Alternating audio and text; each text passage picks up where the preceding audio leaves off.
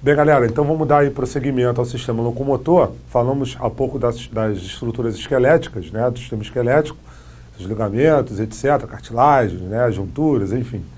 E agora a gente vai falar do sistema muscular, ok? Figura linda, né? Músculo esquelético, né, que está se conectando ao esqueleto através de tendões e aponeuroses. Já vou explicar o que é isso. Vamos olhar essa imagem durante um tempo. Eu acho muito curioso, tipo assim. Curiosidade.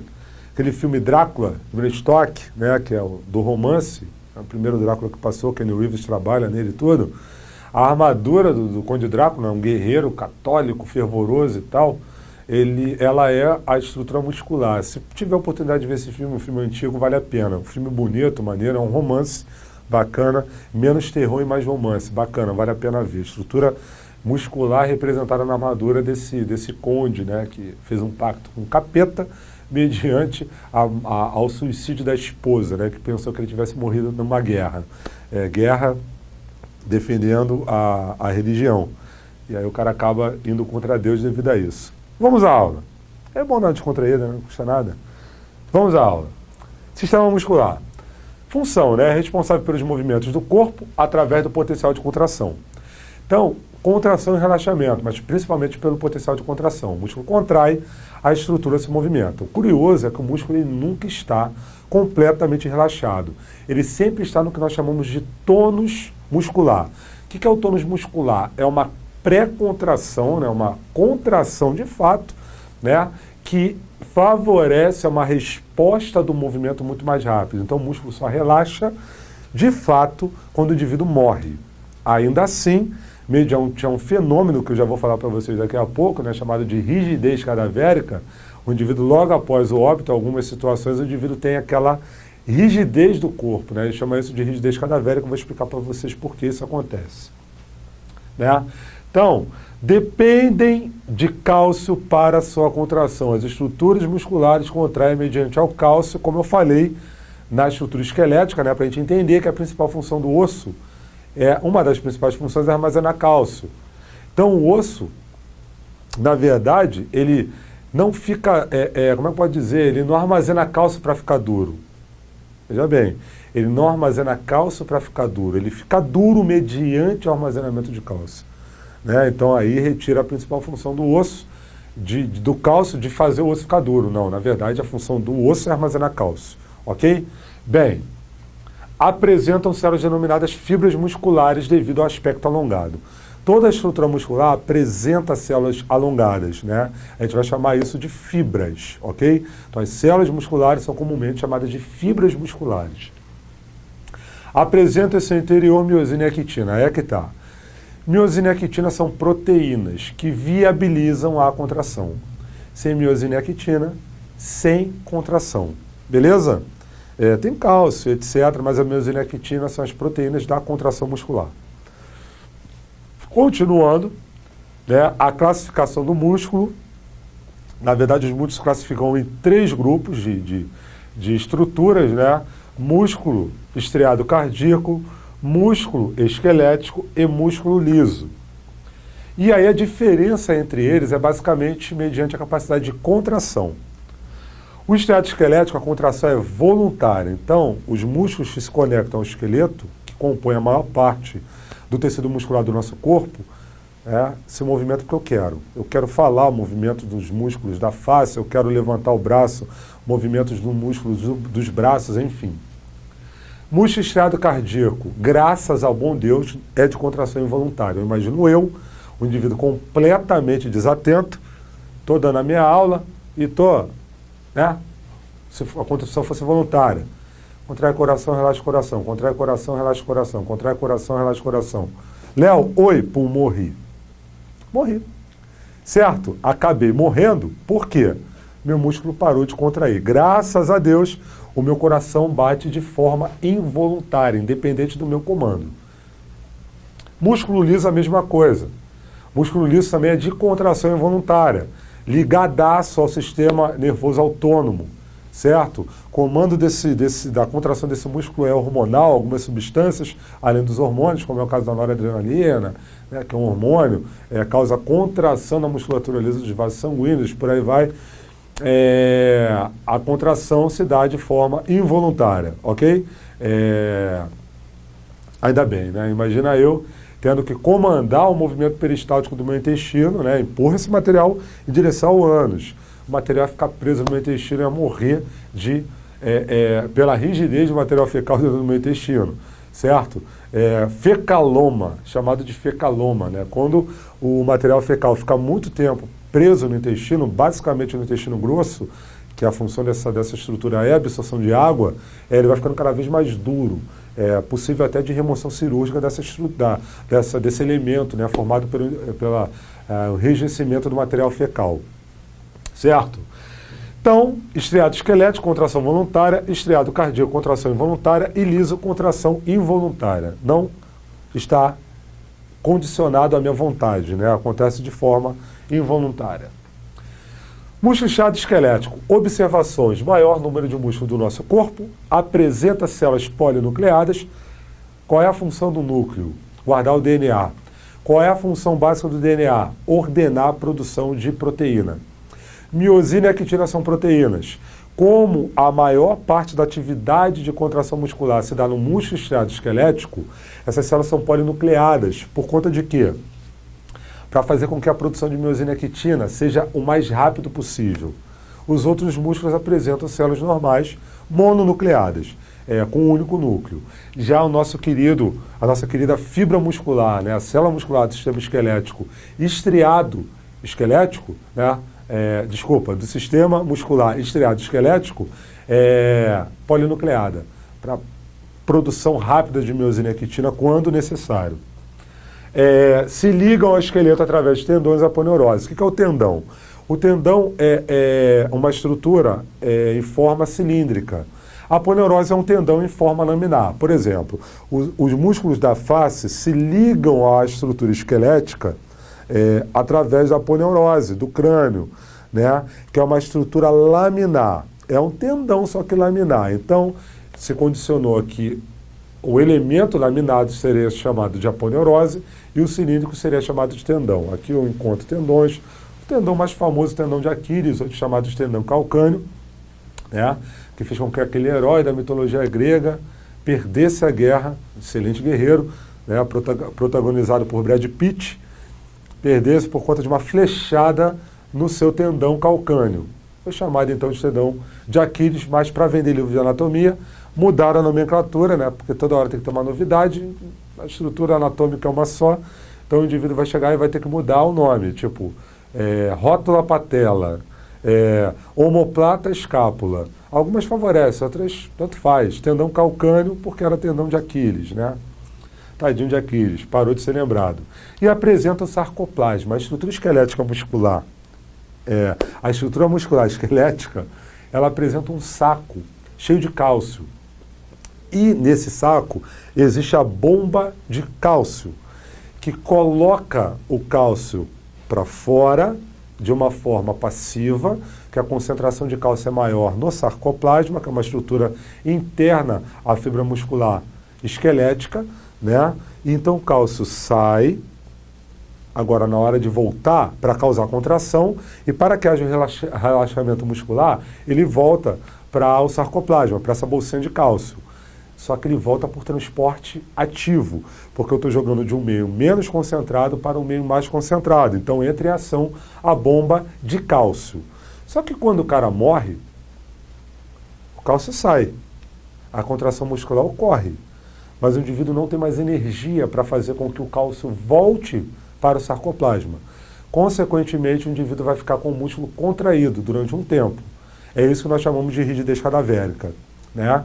Só que o músculo começa a relaxar, aí é relaxar de fato, lembrando que o músculo nunca está completamente relaxado, devido ao tônus muscular normal, por conta da degradação das proteínas, né? Por conta da desnaturação das proteínas, enfim, aí o indivíduo começa a ter uma flacidez mortal, né? Uma flacidez caso de morte. Mas a rigidez cadavérica ocorre por conta disso. O cálcio sai por transporte passivo, mas na hora de voltar, transporte ativo. Então, sai por transporte passivo, por difusão, para fazer a contração muscular. Agora, ele volta para que haja o relaxamento por transporte ativo, através da bomba de cálcio que ocorre nesse sarcoplasma. Consequente a isso, né? O indivíduo pós-morte pode ter essa rigidez cadavérica, que posteriormente começa a ter a flacidez muscular por conta da desnaturação das proteínas musculares. Porém, o cálcio não volta. Então, se ele não volta, o músculo vai ficar contraído. Até ocorrer a desnaturação dessas proteínas musculares, o cara vai ter a rigidez cadavérica. Certo? A ponto de vez em quando, o cara, para enterrar o indivíduo, para botar o cara no caixão, tem que fraturar o osso e tal, que o indivíduo fica completamente rígido. Né? Bem, aqui eu tenho, né, o osso, o tendão e o músculo. Né? E aí, alguma representação do tecido muscular, do tecido conjuntivo que reveste o músculo. Né?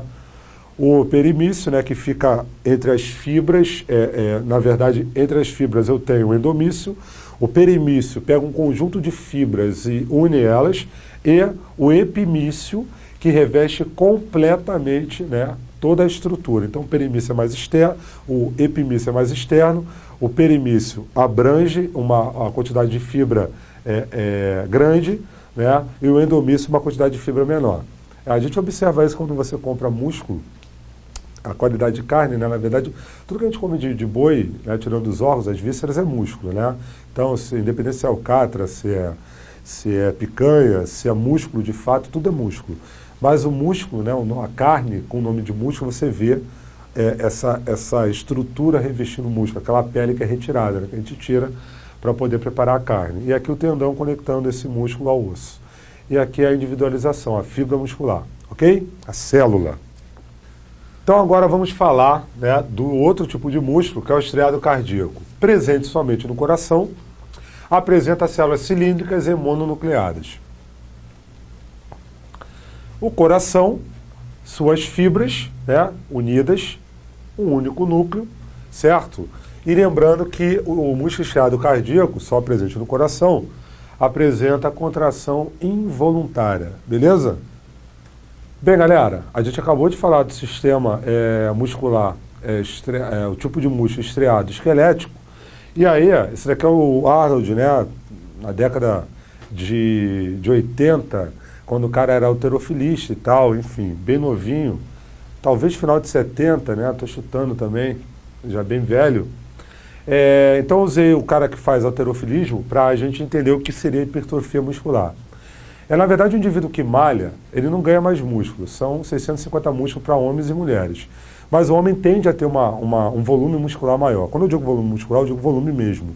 O tamanho do músculo é maior. Isso porque, na verdade, quando o músculo é exercitado, ele apresenta a capacidade de aumentar a produção de miosina e actina. Lembrando que o músculo estriado esquelético, ele apresenta células polinucleadas, então a produção de miosina e actina é muito mais rápida. Não se sabe muito bem qual é o sistema de produção, mas se sabe que o estímulo ao exercício faz com que haja maior produção de miosina e actina. Logo, o indivíduo apresenta um aumento da massa muscular. Ele continua tendo 650 músculos, mas os músculos são maiores do que deveriam, ou melhor, do que seriam normalmente, sem o cara fazer atividade física. O nome disso é hipertrofia muscular, porque embora eu aumente o volume, eu não aumento o número, certo? Então o indivíduo apresenta mais miosina e actina, consequentemente, maior capacidade de contração, consequentemente, maior capacidade de força, ok? Esse fenômeno a gente chama de hipertrofia muscular. Em contrapartida, se o indivíduo não exercita uma estrutura muscular normal, uma estrutura muscular não exercitada, o músculo tende a atrofiar.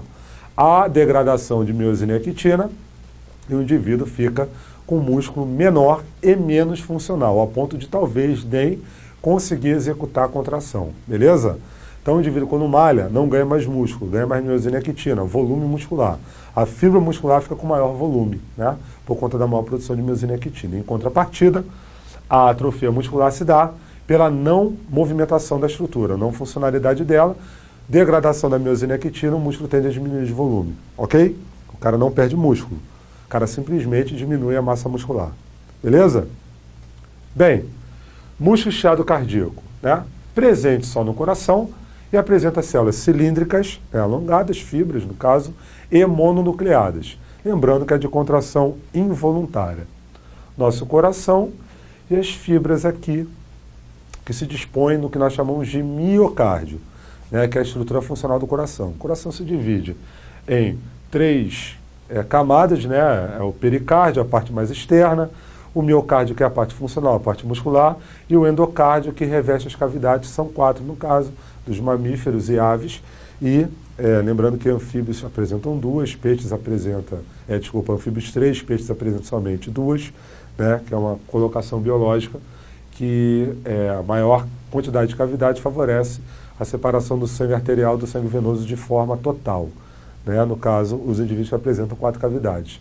Átrio direito, ventrículo direito, átrio esquerdo, ventrículo esquerdo. Do lado direito, só circula sangue venoso e do lado esquerdo só circula sangue arterial, no caso das aves e dos mamíferos. Bem, curiosidade, né? Lá no músculo estriado cardíaco pode acontecer a morte desse tecido, que pode levar o indivíduo à morte, né?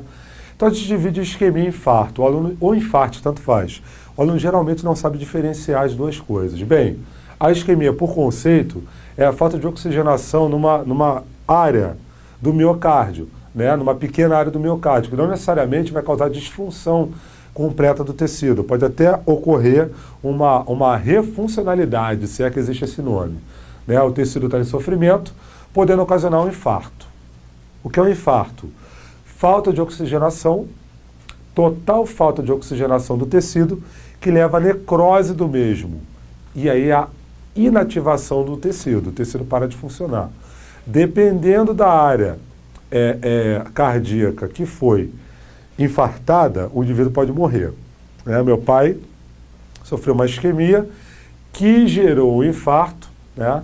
E não determinou a morte dele. Meu pai já tem 60 anos, 60 e blau, e na verdade é uma tendência, né, a gente chama de angiogênese, né, formação de vasos. O idoso não se sabe por quê, ele tem uma maior probabilidade de formar vasos do que o jovem. Estou com 38 anos, se eu sofrer um infarto, a probabilidade de morte é maior em mim do que no meu pai. Porque o meu pai ele tem redes vasculares acessórias.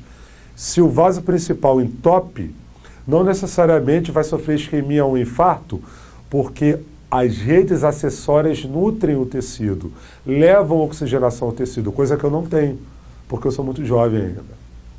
Ok? Bem, continuando e já quase encerrando, músculo liso apresenta células fusiformes, que quer dizer isso?